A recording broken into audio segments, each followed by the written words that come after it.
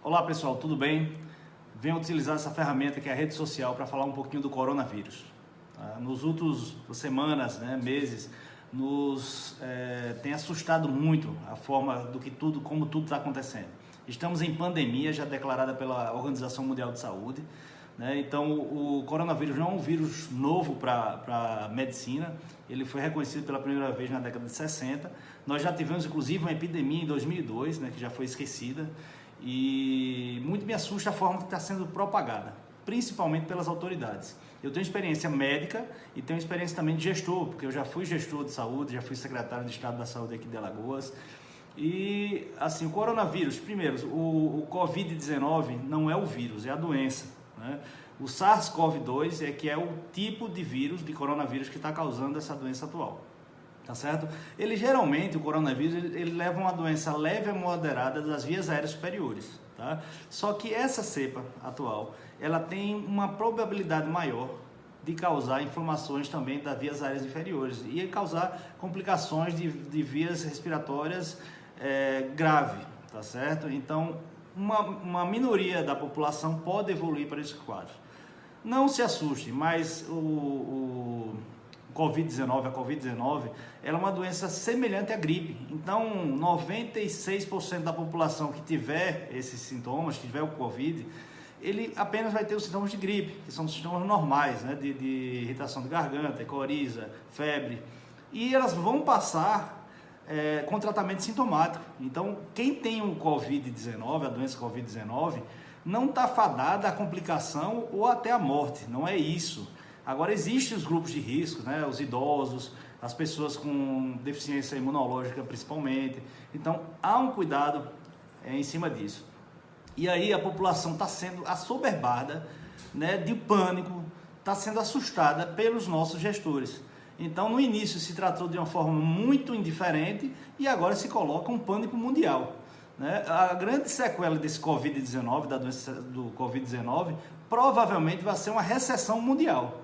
Então, tem que ter a responsabilidade, você tem que tratar a doença como ela, ninguém tem que ter medo da doença, tem que saber a forma de lidar com ela. O médico não pode estar vestido como se colocou na televisão, parecendo que você está tratando um ET, não é assim, minha gente. Então, assim, olhe, a epidemia, a pandemia mal começou. O Brasil tem 70 e poucos casos. Pode contar que daqui a um mês, 2 meses, nós vamos ter 1.000, 2.000, 3.000 casos. É o normal de qualquer infecção. Quantas gripes, você tem todo ano que milhares de pessoas ficam afetadas? Algumas morrem, então todo ano pessoas morrem com dengue, com H1N1, com gripe, tuberculose todo ano mata 4.500 pessoas só no Brasil. Então assim, esse sentido nós temos que ter. Então a responsabilidade de tratar e passar por essa pandemia não cabe só às autoridades, não cabe só ao médico, cabe a todos nós. Então essa responsabilidade social cabe a todos nós. Eu como médico tenho que fazer meu papel, não vou abandonar meu consultório, nem vou deixar de tratar as pessoas e nem vou deixar de fazer aquilo que eu fui educado e que minha profissão permite fazer. Então eu vou ter que estar aqui no consultório, mas com muita responsabilidade social. Então, lavar a mão toda vez que você atende um paciente, antes e depois, você pode usar o álcool gel.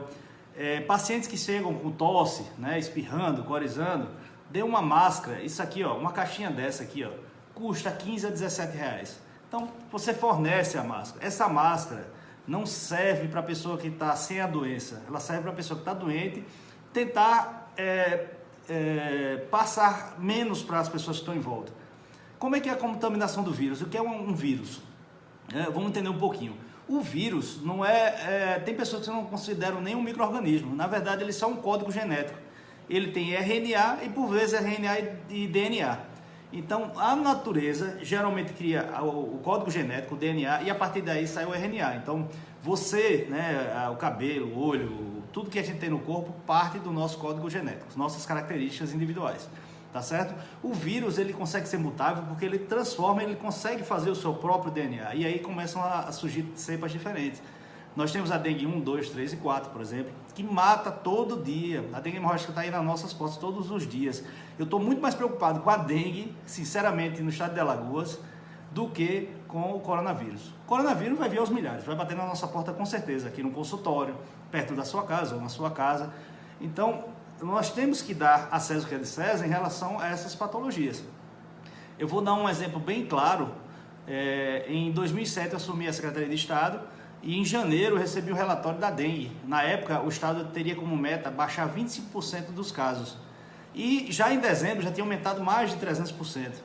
Então, na mesma hora, eu marquei uma audiência com o ministro e fui ao ministro questionar o que estava sendo feito, o que poderia ser feito, porque estava claro que ia ser uma epidemia. Se Alagoas está assim, os outros estados também estão. Então, ele me mostrou um relatório nacional, onde mostrava que a epidemia ia ser clara, ia ser evidente. E me deu o conselho de se preparar para as complicações.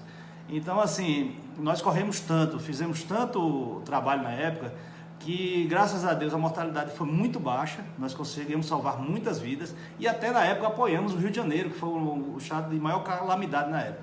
Então, o que a gente tem que fazer? Nós temos que fazer como sociedade a nossa parte. Lavar a mão, né? Você tem um vírus aqui, ó, em todo o ambiente que você está, no metal, na madeira, no ar. Então, assim, você tocou com o vírus na mão, você não vai ser contaminado, porque existe aqui uma barreira. Mas se você pegar o vírus que está aqui, ó, ele está sendo protegido por uma pequena camadinha, vamos dizer assim, de gordura. Então, se você lavar a mão, você passar o álcool gel, você consegue eliminar esse vírus. Mas se você está com ele aqui na palma da mão, coça o olho, bota no nariz ou bota na boca, com certeza você vai ser contaminado. Então, esse código genético, ele precisa de uma célula, de uma membrana para funcionar. Então, ele vai entrar, imagina um pendrive, que você coloca no computador desligado, não faz nada. Mas se esse pendrive tiver um vírus, você botar no computador e ele ligar ele, então ali começa a desordem. A mesma coisa o coronavírus faz. Tá certo? Então, nossa responsabilidade social. Não vamos poder deixar de fazer as nossas coisas, não vamos deixar de trabalhar, nós não vamos deixar de fazer as rotinas diárias. Claro, com muito cuidado. Quem puder evitar aglomerado, evite com certeza.